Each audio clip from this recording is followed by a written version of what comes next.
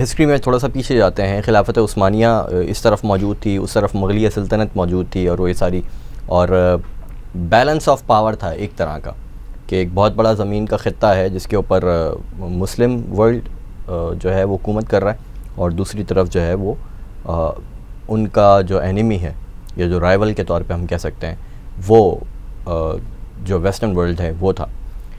तो 18th century के अंदर बेसिकली यहाँ पर इन्होंने ये मामला शुरू किए ईस्ट इंडिया कंपनी के थ्रू, यहाँ पर भी और फिर दूसरे इलाकों के अंदर भी इन्होंने ये मामला शुरू किए थे।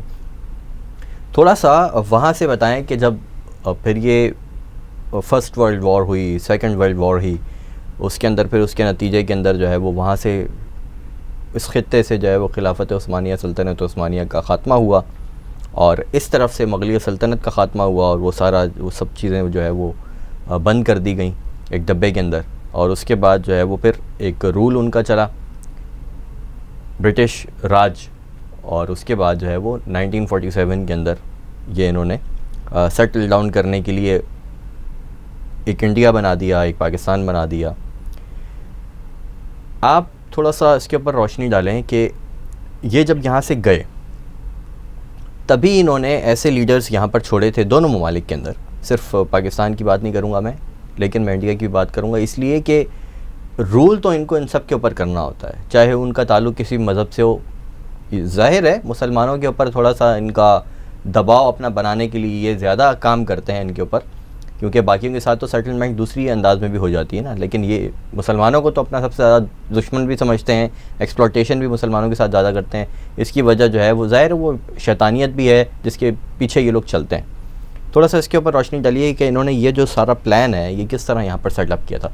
पहले सग़ीर की बात कर लेते हैं, फिर दूसरी तरफ उस तरफ से। देखिए, अगर हम यहाँ की बात कर लेते हैं तो मैं एक एग्ज़ाम्पल आपको देता हूँ कि लेट्स से कि दो पावर्स आपस में लड़ रही हैं, ठीक है।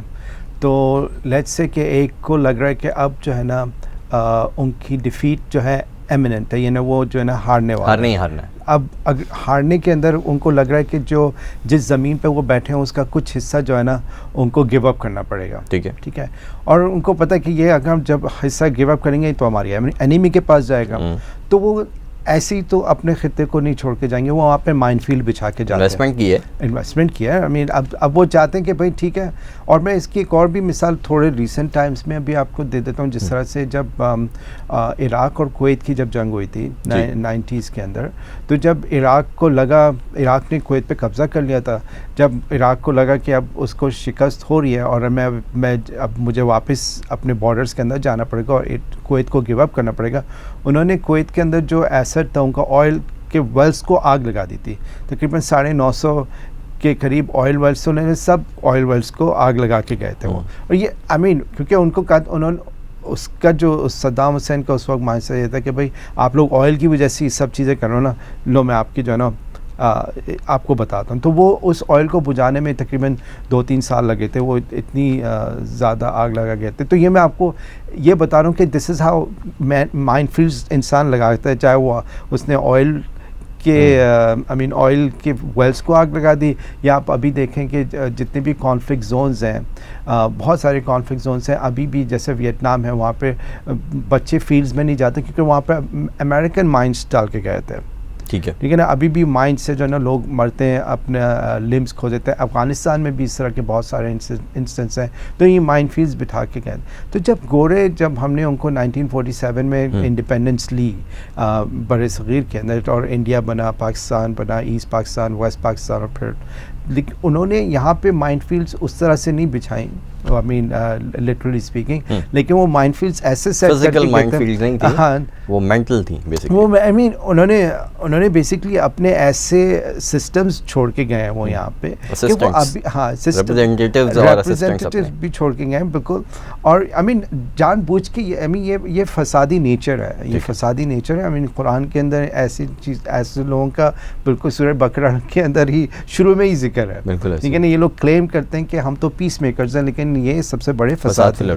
तो ये फसाद, इनकी माइंडसेट फसाद वाले है। तो वो माइनफील्ड्स यहाँ पे छोड़ के गए ऐसे कि उनको लगा कि भाई इस माइनफील्ड से तो ये कभी निकल ही नहीं पाएंगे, ठीक है, यानी इतनी डीप माइनफील्ड्स हैं ये। अभी तक हमने तो उनको माइनफील्ड्स ही रिकग्नाइज नहीं किया जिस तरह से मुझे, अगर आप मुझसे पूछेंगे तो मुझे लगता है कि बहुत सारे जो लोग हैं अवाम उन्नास, उनको यही नहीं पता कि माइनफील्ड क्या है। वो वियतनाम के खिलौना समझ के खेल रहे हैं। वो वियतनाम के बच्चे जो है वो उन फील्ड्स के अंदर नहीं जा सकते क्योंकि उनको पता है, रिकग्नाइज कर लिया। जी जी जी।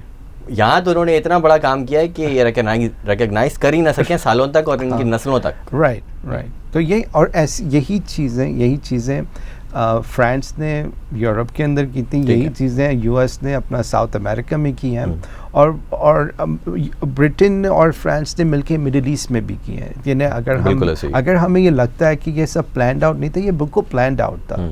अरे ये सब इस तरह से चीज़ें छोड़ के जाना है, एम्बिग्विटी छोड़ के जाना है डॉक्यूमेंटेशन के अंदर, या लैंड डिस्प्यूट्स छोड़ के जाना है, ये सब जानबूझ के हुआ।